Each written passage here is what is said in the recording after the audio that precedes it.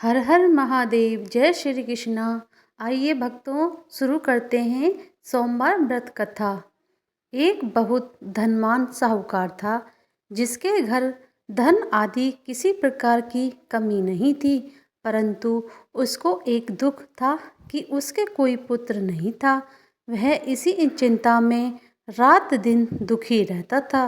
वह पुत्र की कामना के लिए प्रति सोमवार को शिवजी का व्रत और पूजा किया करता था तथा सायंकाल को शिव मंदिर में जाकर शिवजी के सामने दीपक जलाया करता था। उसके इस भक्ति भाव को देखकर एक समय श्री पार्वती जी ने शिवजी महाराज से कहा, महाराज, यह साहूकार आपका अन्य भक्त है और सदैव आपका व्रत और पूजन बड़ी श्रद्धा से करता है। इसकी मनोकामनाएं पूर्ण करनी चाहिए। शिव जी ने कहा, हे पार्वती, यह संसार कर्म क्षेत्र है। जैसे किसान खेत में जैसा बीज बोता है वैसा ही फल काटता है, उसी तरह इस संसार में प्राणी जैसा कर्म करते हैं वैसे ही फल भोगते हैं। पार्वती जी ने अत्यंत आग्रह से कहा, महाराज, जब यह आपका अन्य भक्त है और इसको अगर किसी प्रकार का दुख है तो उसको अवश्य दूर करना चाहिए, क्योंकि आप सदैव अपने भक्तों पर दयालु होते हैं और उनके दुखों को दूर करते हैं। यदि आप ऐसा नहीं करेंगे तो मनुष्य आपकी सेवा तथा व्रत क्यों करेंगे। पार्वती जी का ऐसा आग्रह देख शिवजी महाराज कहने लगे, हे पार्वती, इसके कोई पुत्र नहीं है। इसी चिंता में यह अति दुखी रहता है। इसके भाग्य में पुत्र ने होने पर भी मैं इसको पुत्र की प्राप्ति का वर देता हूँ, परंतु यह पुत्र केवल 12 वर्ष तक जीवित रहेगा। इसके पश्चात वह मृत्यु को प्राप्त हो जाएगा। इससे अधिक मैं और कुछ इसके लिए नहीं कर सकता। यह सब बातें साहूकार सुन रहा था। इससे उसको ने कुछ प्रशंसा हुई और नहीं दुख हुआ। वह पहले जैसा ही शिवजी महाराज का व्रत और पूजन करता रहा। कुछ काल व्यतीत हो जाने पर साहूकार की स्त्री गर्भवती हुई और 10वें महीने में उसके गर्भ से अति सुंदर पुत्र की प्राप्ति हुई। साहूकार के घर में बहुत खुशी मनाई गई, परंतु साहूकार ने उसकी केवल 12 वर्ष की आयु जान कोई अधिक प्रशंसा प्रकट नहीं की और न ही किसी को भेद ही बताया।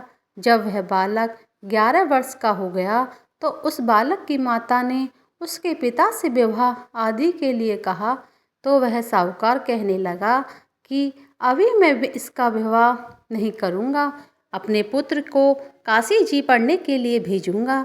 फिर साहूकार ने बालक के मामा को बुला उसको बहुत सा धन देकर कहा, तुम इस बालक को काशी जी पढ़ने के लिए ले जाओ और रास्ते में जिस स्थान पर भी जाओ यज्ञ करते और ब्राह्मणों को भोजन कराते तथा दक्षिणा देते हुए जाना।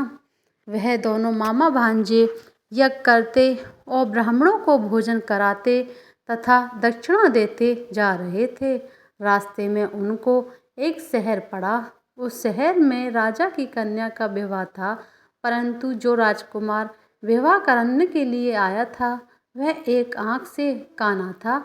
उसके पिताजी को इस बात की बड़ी चिंता थी, कहीं वर को देख कन्या के माता पिता विवाह में किसी प्रकार की अड़चन पैदा नहीं करें। इस कारण जब उसने अति सुंदर सेठ जी के लड़के को देखा तो उसने मन में विचार किया, क्यों ने द्वाराचार के समय इस लड़के से वर का काम चलाया जाए। ऐसा विचार कर वर के पिता ने उसे लड़के और उसके मामा जी से बात की तो वह राजी हो गए।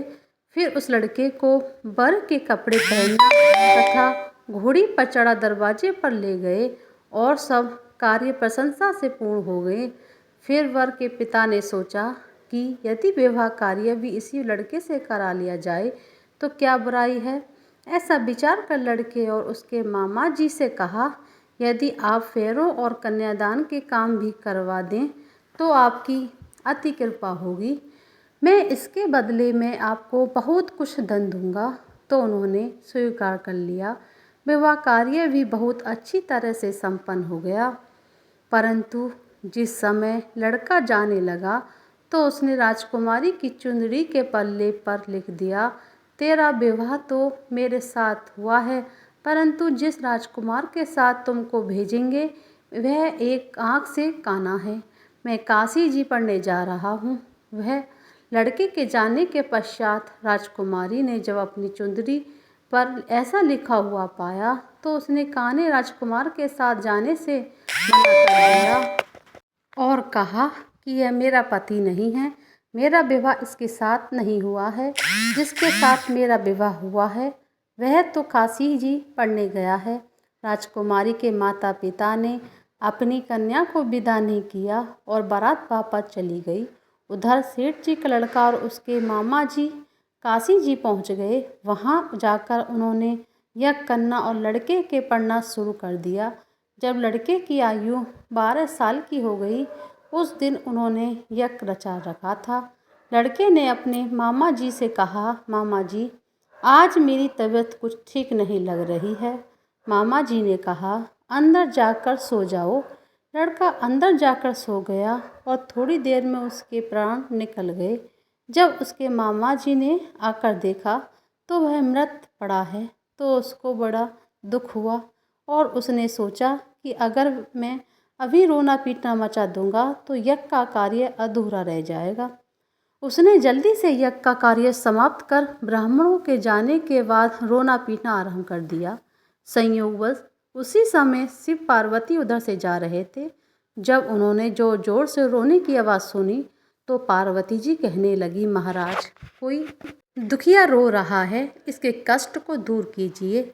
जब शिव पार्वती ने पास जाकर देखा तो वहाँ एक लड़का मृत पड़ा था। पार्वती जी कहने लगी, महाराज यह तो उसी सेठ का लड़का है जो आपके वरदान से हुआ है।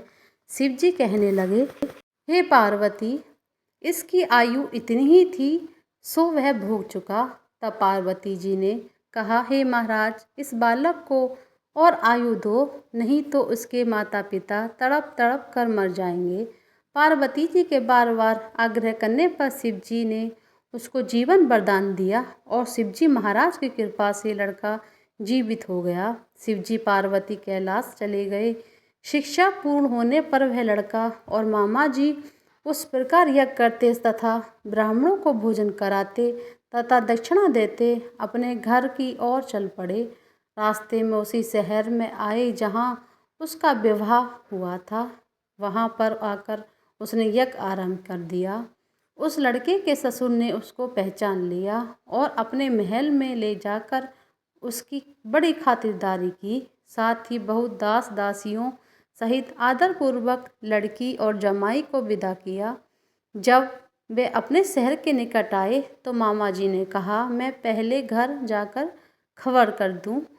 जब हम उस लड़के को मामा जी घर पहुंचा तो लड़के के माता पिता घर की छत पर बैठे थे और उन्होंने यह प्रण कर रखा था कि यदि हमारा पुत्र सुकुशल लौट आया तो हम राजी खुशी नीचे आ जाएंगे, नहीं तो छत से गिरकर अपनी प्राण दे देंगे। इतने में इस लड़के के मामा जी ने आकर यह समाचार दिया, आपका पुत्र आ गया है। तो उसको विश्वास नहीं आया।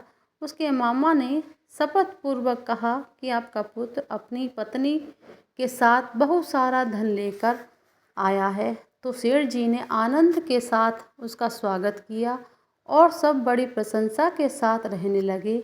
इसी से कोई भी सोमवार के व्रत को धारण करता है अथवा कथा पढ़ता है और सुनता है और सुनाता है, उसकी समस्त मनोकामनाएं पूर्ण होती हैं तथा इस लोक में सुख भोग कर अंत में सदा शिव के लोक को प्राप्त होता है। बोले शिव पार्वती मैया की जय। तथा शिव जी की आरती। ओम जय शिवी ओमकारा, स्वामी जय शिवी ओमकारा, ब्रह्मा विष्णु सदाशिव हरदंगी धारा। ओम जय शिवी ओमकारा। एकानन चतुरानन पंचानन राजे, स्वामी पंचानन राजे, हंसासन गरुशासन वृषवाहन साजे। ओम जय शिव ओमकारा, दो भुज चार चतुर्भुज, दस भुज अति सोहे, तीनों रूप निरखता त्रिभुवन मोहे। ओम जय शिव ओमकारा, अक्षमाला वनमाला मुंडमाला धारी, स्वामी मुंडमाला धारी, त्रिपुरारी कंसारी वरमाला धारी। ओम जय शिव ओमकारा, श्वेतांबर पीतांबर मागांबर अंगे, सनकादिक ब्रह्मादि भूतांगी संगे। ओम जय शिव ओमकारा, कर में श्रेष्ठ कमंडल चक्र त्रिशूल धरता, जग करता जग हरता जग पालन करता। ओम जय शिव ओम ब्रह्मा विष्णु सदा शिव जानति अविवेका, स्वामी जानति अविवेका, प्रणवाक्षर के मध्य ये तीनों एका। ओम